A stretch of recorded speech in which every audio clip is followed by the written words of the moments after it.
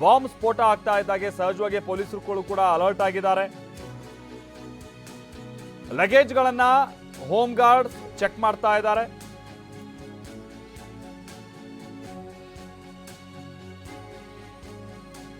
ಪ್ರಯಾಣಿಕರ ಮೇಲೆ ಕೆಎಸ್ಆರ್ಟಿಸಿ ಅಧಿಕಾರಿಗಳು ನಿಗಾ ಇಟ್ಟಿದ್ದಾರೆ ಅನ್ನುವಂಥದ್ದು ಕೂಡ ಗೊತ್ತಾಗ್ತಾ ಇದೆ.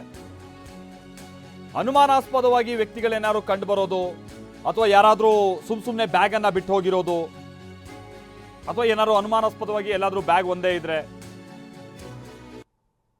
ಅಂದ್ರೆ ವಾರಸ್ದಾರ ಇಲ್ಲದೆ ಇರುವಂತಹ ಏನಾದ್ರೂ ಲಗೇಜ್ಗಳಿದ್ರೆ ಅದನ್ನೆಲ್ಲ ಪತ್ತೆ ಹಚ್ಚುವಂತ ಕಾರ್ಯ ಅಧಿಕಾರಿಗಳು ಜೊತೆಗೆ ಪೊಲೀಸರು ನಡೆಸ್ತಾ ಇದ್ದಾರೆ. ನಾವು ಪ್ರತಿನಿಧಿ ಪೂರ್ಣಿಮಾ ಇದಕ್ಕೆ ಸಂಬಂಧಪಟ್ಟ ಹಾಗೆ ಒಂದು ವರದಿ ಕೊಟ್ಟಿದ್ದಾರೆ, ಬನ್ನಿ ನೋಡ್ಕೊಂಬೋಣ.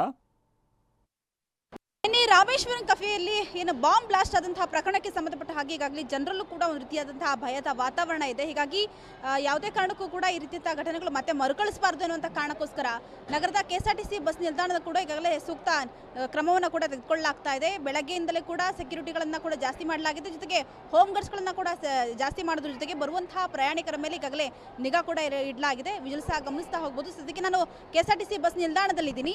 ಸೊ ಈ ಒಂದು ನಿಲ್ದಾಣದಲ್ಲಿ ಇಲ್ಲಿನ ಹೋಮ್ ಗಾರ್ಡ್ಸ್ಗಳಾಗಿರ್ಬೋದು ಹಾಗೆ ಇಲ್ಲಿನ ಪೊಲೀಸರಾಗಿರ್ಬೋದು ಬರುವಂತಹ ಪ್ರಯಾಣಿಕರ ಬ್ಯಾಗ್ಗಳನ್ನು ಕೂಡ ಈಗಾಗಲೇ ಚೆಕಿಂಗ್ ಮಾಡುವಂತಹ ಕೆಲಸವನ್ನು ಕೂಡ ಈಗಾಗಲೇ ಮಾಡ್ತಾ ಇದ್ದಾರೆ. ಈಗಾಗಲೇ ಕೆಎಸ್ಆರ್ಟಿಸಿ ಮತ್ತು BMTC ನಿಲ್ದಾಣದಿಂದಲೂ ಕೂಡ ಅಧಿಕಾರಿಗಳು ಕೂಡ ಈಗಾಗಲೇ ಸೂಕ್ತ ಎಚ್ಚರಿಕೆಯನ್ನು ಕೂಡ ಕೊಡಲಾಗಿದೆ. ಅಂದರೆ ಅನುಮಾನಾಸ್ಪದ ಕಂಡುಬಂತಹ ವ್ಯಕ್ತಿಗಳಾಗಿರ್ಬೋದು ಹಾಗೆ ಬ್ಯಾಗ್ಗಳಾಗಿರ್ಬೋದು ಇವುಗಳನ್ನು ಪರಿಶೀಲನೆ ಮಾಡೋದಕ್ಕೂ ಕೂಡ ಈಗಾಗಲೇ ಸೂಚನೆಯನ್ನು ಕೂಡ ಕೊಡಲಾಗಿದೆ. ಸೊ ಅದರ ಮೇರೆಗೆ ಬರುವಂತಹ ಎಲ್ಲ ಪ್ರಯಾಣಿಕರ ಬ್ಯಾಗ್ಗಳಾಗಿರ್ಬೋದು ಹಾಗೆ ಅನುಮಾನಾಸ್ಪದವಾಗಿ ಕಂಡುಬಂತಕ್ಕಂಥ ವ್ಯಕ್ತಿಗಳು ಯಾರಿರ್ತಾರೆ ಸೊ ಅಂತಹವರ ಒಂದು ಬ್ಯಾಗ್ಗಳನ್ನು ಈಗಾಗಲೇ ಚೆಕಿಂಗ್ ಕೂಡ ಈಗಾಗಲೇ ಮಾಡಲಾಗ್ತಾ ಇದೆ. ಯಾವುದೇ ರೀತಿಯಾದಂತಹ ಘಟನೆಗಳು ನಡೀಬಾರ್ದು ಅನ್ನೋ ಕಾರಣಕ್ಕೋಸ್ಕರ ಈಗಾಗಲೇ ಬ್ಯಾಗ್ಗಳನ್ನು ಚೆಕಿಂಗ್ ಕೂಡ ಈಗಾಗಲೇ ಮಾಡಲಾಗ್ತಾ ಇರ್ತಕ್ಕಂಥದ್ದು. ಈಗಾಗಲೇ ರೈಲ್ವೆ ನಿಲ್ದಾಣ ಆಗಿರ್ಬೋದು BMTC ಆಗಿರ್ಬೋದು KSRTC ನಿಲ್ದಾಣಗಳಲ್ಲಿ ಈಗಾಗಲೇ ಚೆಕಿಂಗ್ ಮಾಡೋದಕ್ಕೆ ಕೂಡ ಈಗಾಗಲೇ ಹೈಯರ್ ಆಫೀಸರ್ಸ್ಗಳು ಕೂಡ ಸೂಚನೆಯನ್ನು ಕೊಟ್ಟಿದ್ದಾರೆ. ಸೊ ಅದರ ಮೇರೆಗೆ ಈಗಾಗಲೇ ಹೋಮ್ ಗಾರ್ಡ್ಸ್ಗಳು ಕೂಡ ಈಗಾಗಲೇ ಚೆಕಿಂಗ್ ಅನ್ನು ಕೂಡ ಮಾಡ್ತಾ ಇದ್ದಾರೆ. ಇದರ ಜೊತೆಗೆ ನಿನ್ನೆಯಿಂದಲೂ ಕೂಡ ಒಂದಷ್ಟು ಹೋಮ್ ಗಾರ್ಡ್ಸ್ಗಳ ಸಂಖ್ಯೆಯನ್ನು ಕೂಡ ಜಾಸ್ತಿ ಮಾಡಿದ್ದಾರೆ, ಸೆಕ್ಯೂರಿಟಿಗಳ ಸಂಖ್ಯೆಯನ್ನು ಕೂಡ ಜಾಸ್ತಿ ಮಾಡಿದ್ದಾರೆ, ಮತ್ತೆ ಪೊಲೀಸರ ಸಂಖ್ಯೆಯನ್ನು ಕೂಡ ಈಗಾಗಲೇ ಜಾಸ್ತಿ ಮಾಡಿರ್ತಕ್ಕಂಥದ್ದು.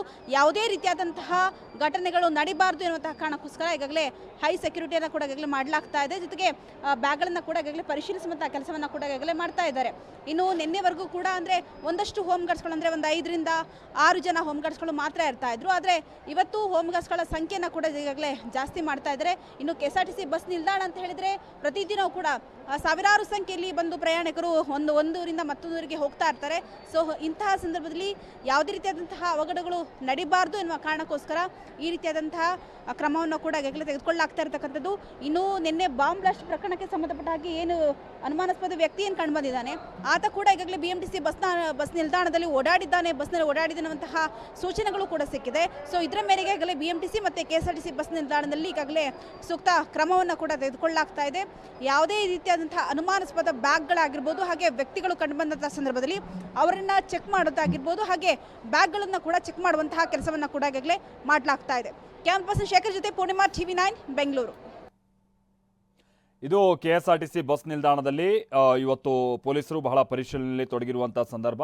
ಆಮೇಲೆ ಇನ್ನೊಂದು ಸಂಗತಿ ಅಂತಂದರೆ ನೀವೀಗ ನಮ್ಮ ಬಸ್ ಸ್ಟ್ಯಾಂಡ್ ಬಳಿ ಹೋಗ್ಬೋದು ಅಥವಾ ರೈಲ್ವೆ ಸ್ಟೇಷನ್ ಬಳಿ ಹೋಗ್ಬೋದು, ಭಾಳ ಸಂದರ್ಭದಲ್ಲಿ ಅಲ್ಲಿ ಯಾರು ಬರ್ತಾರೆ ಯಾರು ಹೋಗ್ತಾರೆ ಅನ್ನುವಂಥ ನಿಗಾ ಇರಲ್ಲ. ಅಲ್ಲಿರುವಂಥ ಮೆಟಲ್ ಡಿಟೆಕ್ಟರ್ಗಳು ಕೂಡ ಏನು ಕೆಲಸ ನಿರ್ವಹಿಸೋಲ್ಲ ಭಾಳ ಸಂದರ್ಭದಲ್ಲಿ.